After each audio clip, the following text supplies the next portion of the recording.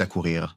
Et c'est de ça que je parlais quand ils traversent la plage. Et tu peux voir un peu la posture qu'ils adoptent là. Je veux dire, ils ont leurs arcs et flèches en main. Et puis, ils sont arrivés et tu vois, ils pointent du doigt. Ils craignaient que nos caméras soient des armes à feu. Alors, ils demandaient de poser les caméras. Ils étaient curieux à propos de différents membres de notre tribu et ils parlaient tous en même temps.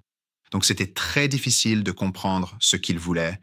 Qu'est-ce qu'il fait avec son doigt, là? Il fait... Ça, Ouais, je ne sais pas. C'est là que nous leur avons donné les bananes. Et ce qui est troublant là-dedans, c'est la détresse qu'on voit chez eux, où ils se précipitent tous pour attraper les bananes. Et ils ne les prennent pas forcément comme s'ils allaient les partager plus tard. Ils les prennent comme « j'ai mes bananes, tu as tes bananes ». Tu vois ça? Ils sont tous en train de se ruer pour attraper ce tout petit chargement de bananes fraîches. Et ce sont des gens qui n'ont pas de bateau.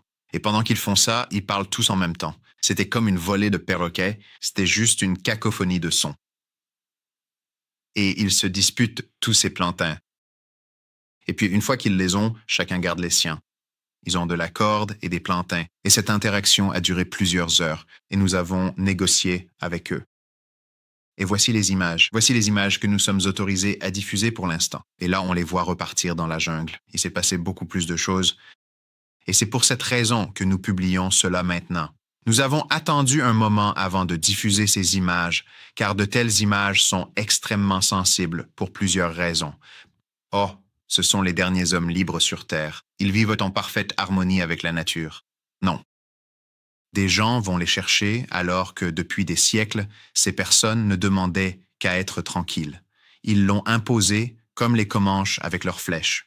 Ce jour-là, ils ont dit « Donnez-nous de la nourriture, donnez-nous de la corde ». Et ils avaient une autre question. Ils ont dit « Distinguer méchants et gentils ». On a dit « C'est-à-dire, qui sont les méchants ?» Et ils ont dit « Certains d'entre vous nous tirent dessus avec des chichitsu, avec des bâtons enflammés, les armes, et nous nous demandions « Qui fait ça ?» On se disait non coupable. Ils disaient « Si, c'est vous qui avez abattu nos arbres. » Pas de catégorie, blanc, brun ou étranger, rien de tel. Il n'y avait que vous, les étrangers. Arrêtez d'abattre nos arbres. Nos arbres sont nos dieux. C'était un peu comme si on disait « On ne fait pas ça ». Et puis, lorsqu'ils sont partis il y a seulement quelques semaines, nous avons appris que les narcotrafiquants les considèrent comme une menace. Et en fait, une fosse commune a été découverte appartenant à un clan similaire. Ainsi, ces personnes sont prises en étau par la déforestation et traquées par les narcotrafiquants, les chercheurs d'or et les bûcherons.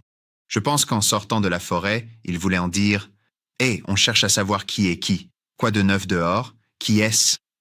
Qui sont les gentils? Qui sont les méchants? » Ils ne savent pas que les gardiens de la jungle protègent la terre sur laquelle ils vivent. Ils n'ont jamais entendu parler d'une cuillère, de la roue, de Jésus, de la Seconde Guerre mondiale ou du pays du Pérou. Et du coup, ils posent tellement de questions, et le seul moyen de prendre soin de ces personnes et de leur accorder les droits qu'elles méritent, c'est de protéger la forêt dans laquelle elles vivent.